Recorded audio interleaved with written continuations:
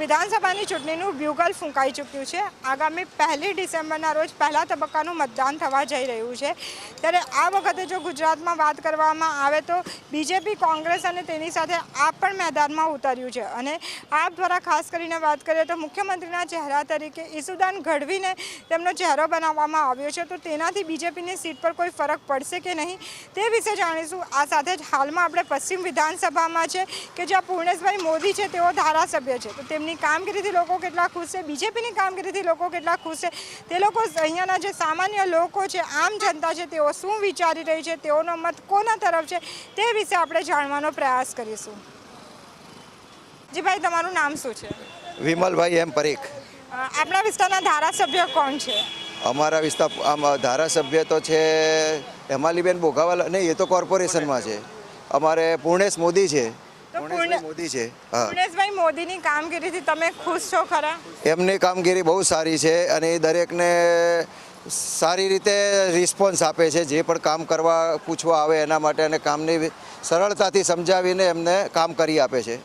તમને શું લાગે, તમારા વિસ્તારમાં એવા કયા કામો થયા છે આ 5 વર્ષમાં? કોઈ એવા કામો થયા છે ખરા કે તમે એમને બિરદાવી શકો કે હા, એમણે પૂર્ણેશભાઈ કર્યા છે? અમારા વિસ્તારમાં દરેક કામો સારા થયા છે। ટ્રાફિકની દ્રષ્ટિએ શું કે ચોખ્ખાઈની દ્રષ્ટિએ શું, અડાજણ વિસ્તાર બહુ સુંદર, અને તમે ગમે ત્યાં જાઓ તો તમને કોઈ પણ જગ્યાએ કશું જ કચરા જેવું કામ તેમ નહીં લાગે, બધી જ રીતે, અને કોઈ પણ કામ બધી રીતે સારા થઈ ગયા છે। ઇલેક્શન આવી રહ્યું છે તો પૂર્ણેશભાઈની સાથે અન્ય નામો પણ ચર્ચામાં છે। એક કહી શકાય કે હેમાલીબેન બોઘાવાલા, જે હાલમાં આપણા મેયરશ્રી છે, બીજા ડેપ્યુટી મેયર જે રહી ચૂક્યા હતા તે નીરવભાઈ શાહ, એટલે બીજા 2-3 નામો પણ ચર્ચામાં। તો તમને શું લાગે છે કે ફરીથી આપણે પૂર્ણેશભાઈને રિપીટ કરવા જોઈએ કે બીજા કોઈને આપણે ચાન્સ આપવો જોઈએ? આપણે તો ભાજપમાં જે નરેન્દ્રભાઈ મોદી, જે આપણા માનનીય વડાપ્રધાન છે, તે જે નક્કી કરે એમને જ વોટ આપવાનો હોય, ચાહે પછી એમાં નીરવભાઈ હોય કે હેમાલીબેન બોઘાવાલા હોય અથવા પૂર્ણેશભાઈ મોદી હોય અને કોઈ પણ હોય, આપણે ભાજપને જ વોટ આપીએ છીએ, ભાજપ સરકારને જ વોટ આપીએ છીએ। અને ઓવરઓલ જો વાત કરીએ તો દર વખતે એવું હતું કે 2 પાંખીયો જંગ હતો, પરંતુ આ વખતે 3 પાંખીયો જંગ છે, કારણ કે આપ પણ મેદાનમાં આવી ગઈ છે। અને આપની જો વાત કરવામાં આવે તો કહી શકાય કે ઈસુદાન ગઢવીને તેઓએ મેદાનમાં ઉતાર્યા છે ને તેઓ મુખ્યમંત્રીનો ચહેરો હશે એવી જાહેરાત કરવામાં આવી। તો તમને શું લાગે છે કે આપ પણ આવી શકે છે ખરી ગુજરાતમાં? શક્યતા બહુ ઓછી છે। ખાલી ગ્લોબલિંગ પ્રચાર એમનો એવો છે કે એ એમ જ માને છે કે હવે ગુજરાતની સરકાર અમે જ આવી જઈશું, આપની સરકાર એમ માને છે, પણ એવું શક્યતા હોતી નથી એમ। ને તમારા વિસ્તારના ધારાસભ્ય, તમે કહી રહ્યા છો કે ઘણા બધા કામો કર્યા છે, તમારા કોઈ એવા કામ કર્યા છે ખરા? અમારે એવું કામ કરવાનું આવ્યું નથી, પણ અમારા દીપા કોમ્પ્લેક્સમાં પધારે છે અને એવું આ દરેક વખતે એમ જ કહે છે કે કોઈ પણ કામ હોય તો મને સરળતાથી મળી લેવું એમ। તમારું શું માનવું છે? તમને શું લાગે છે કે આ વખતે કોની સરકાર બનવી જોઈએ? સરકાર તો ભાજપની જ બનશે, નરેન્દ્રભાઈ મોદીની, કારણ કે ઇન્ડિયાની અંદર કામ થયા છે, ગુજરાતમાં પણ કામ થયા છે અને સુરતમાં પણ સારી રીતે કામ કરે છે। તમારા વિસ્તારના કામોથી તમે ખુશ છો ખરા? અમારા વિસ્તારના કામોથી અમે ખુશ છીએ। પાણી, પીવાનું પાણી છે, ગટર લાઈન છે, રોડનું છે, અને કોઈ પણ કામે આપણે કહીએ તો એ કરી પણ આપે છે। ધારાસભ્ય તરીકે પૂર્ણેશભાઈને રિપીટ કરવા જોઈએ કે બીજા કોઈને ચાન્સ આપવો જોઈએ? આપણે જો ભાજપ, નરેન્દ્રભાઈ મોદી જેને નક્કી કરે તે બધા આપણા માટે તો સારા જ છે। अन्य एक भाई पण છે, આપણે તેમની સાથે પણ વાત કરીશું। जी, आपका नाम? संजय गांधी। आपको क्या लगता है इस बार कौन आएगी, बीजेपी, कांग्रेस, या आप इस टाइम पर आप भी है इस साल, तो आपको क्या लगता है? बीजेपी आती है, बीजेपी आएगी, क्योंकि देश को बीजेपी चला रही है और बीजेपी चला पाएगी। दूसरे किसी के बस का है नहीं। फ्री में कितना ही बांट लो, पैसा तो टैक्स वालों का ही जा रहा है। यदि टैक्स वालों का पैसा इस तरह से फ्री में जा रहा है तो लोग तो काम चोरी आएंगे ना। अच्छा काम कर रहे हैं मोदी जी, देश को चला रहे हैं, दुनिया में जो मोदी जी का नाम है, इसके हिसाब से तो बीजेपी को पूरे इंडिया में हमेशा आना चाहिए। दूसरी की जरूरत ही नहीं है, इंडिया को चाहिए ही नहीं बीजेपी के सिवा। आपके विस्तार का धारासभ्य कौन है, आपको नाम पता है?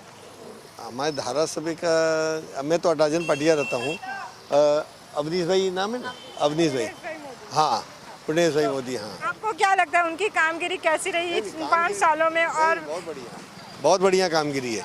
एरिया में तो हमारा विकास हो ही रहा है हर समय, साफ सफाई ये सब चीज़ें हैं बराबर।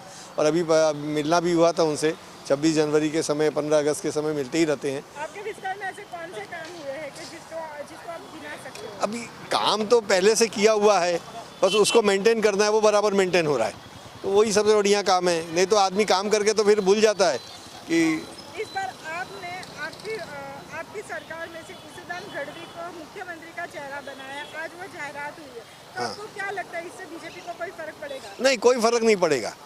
जो बीजेपी को जानता है, जो बीजेपी के काम को जानता है, वहाँ कोई फर्क नहीं पड़ेगा। हाँ, जो लोग बिकते गुजरात में वैसे लोग नहीं रहते जो एक बोतल और 100 रुपये में बिक जाते और बोर्ड चेंज कर देते। यहाँ पढ़े लिखे और बिजनेसमैन आदमी रहता है और बिजनेसमैन को बीजेपी का ही सपोर्ट और बीजेपी ही चाहिए। लोगों की ये भी कंप्लेन है कि बीजेपी के राज में महंगाई बहुत ज़्यादा बढ़ गई है, भ्रष्टाचार बहुत ज़्यादा बढ़ गया है, तो उसके बारे में आप कुछ कहना चाहोगे? महंगाई के लिए बढ़ गई है, इनकम कितनी बढ़ गई है लोगों की वो नहीं दिखाई दे रहा है। आप ये भी तो देखो, सामने वाले खर्चा कब करेगा जब उसके पास जेब में पैसा होगा। आप 1 रुपये 2 रुपये के पेट्रोल को गिना रहे हो, महंगाई को गिना रहे हो, लेकिन सुविधाएं कितनी मिल रही हैं? महंगाई क्या, रोजगार कितना बढ़ रहा है, लोगों को काम कितना मिल रहा है? आज गुजरात में एक ठेले वाले को भी पड़ी नहीं है, वो 10 रुपये के लिए सस्ता माल नहीं बेचता।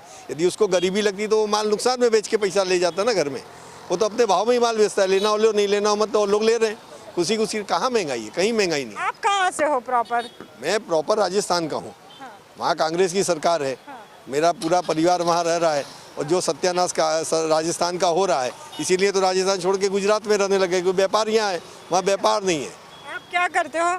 मेरा डायमंड का काम है। तो कैसा चल रहा है? बीच में डायमंड का व्यापार भी बहुत मंदा चल रहा था। नहीं, ऐसा मंदा नहीं है, वो एक्चुअली में ये जो है विदेश से जुड़ा हुआ है।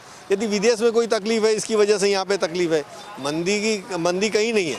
यदि मंदी होती तो टाइटन का शेयर आज 1400 का शेयर 3000 थोड़ी ना होता। लोग हीरा खरीद रहे हैं, सोना खरीद रहे हैं, कहीं कोई मंदी और कहीं कोई गरीबी नहीं है। बिल्कुल, महिला પણ છે, આપણે તેમની સાથે પણ વાત કરીશું। जी, आप बीजेपी की कामगिरी से संतुष्ट है या नहीं है?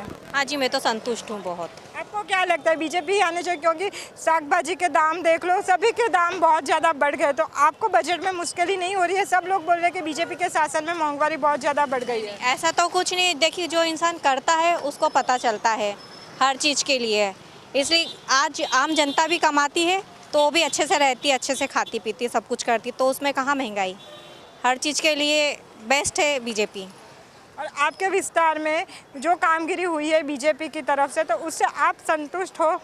जी ज़रूर, हम बहुत संतुष्ट हैं। और आपके विस्तार में कामगिरी कैसी हो रही है? सफाई की बात कर लो या फिर गटर की बात कर लो, पानी की व्यवस्था की बात कर लो, कैसी कामगिरी? नहीं, अभी तक तो सभी चीज़ें अच्छी तरह से चल रही है, सभी चीज़ों की फैसिलिटी अच्छी से है। तो आपके हिसाब से बीजेपी ही आनी चाहिए? हाँ, हमारे हिसाब से बीजेपी ही आनी चाहिए। जी, તમારું નામ? અલકાબેન તમે કયા વિસ્તારમાંથી છો?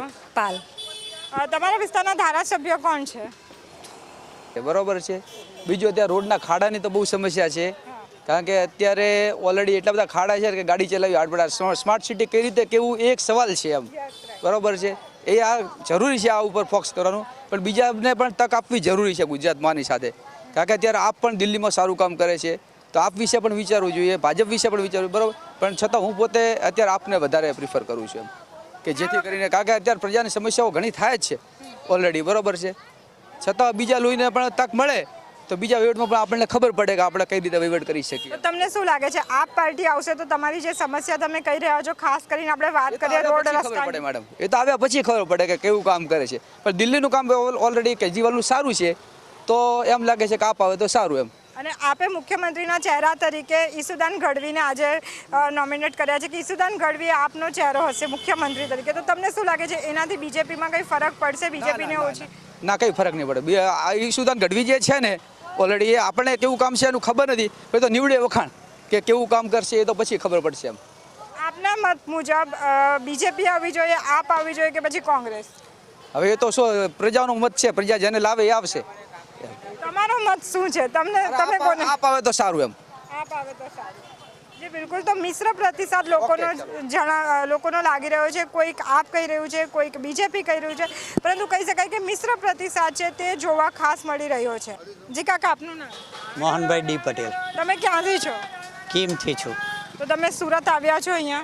હા, હું પરચેઝ માટે આવ્યો છું। ઓકે, તો તમને અહીંયા કામગીરી કેવી લાગે છે? તમે હમણાં સુરતમાં આવ્યા છો અહીંયા? કામ એકદમ સરસ છે, સારી રીતે કરી રહેલા છે, અને એ સરકાર રહેવી જોઈએ અને એને જ વોટ મળવા જોઈએ। આ વખતે ત્રિપાંખીયો જંગ છે। કોઈ ત્રિપાખ્યો નથી, એ એક ગુમરાહ છે કેજરીવાલની। એ વાલ વટાણા કોઈ જગ્યાએ ચાલવાના નથી ને ચાલશે પણ નહીં ગુજરાતમાં। ઈસુદાન ગઢવીને તેમણે ચહેરો બનાવ્યો, તો એ તમને છોડો, એ ગમે તેને બનાવે, ભગવાનને બનાવે, તો બી લોકોની મોદીને જ ઓળખીને વોટ આપશે। તમારું નામ? સુચેન મહેતા, તમે ક્યાંના છો? અહીંયા સુરતના જ છે। આપના વિસ્તારમાં ધારાસભ્ય કોણ છે?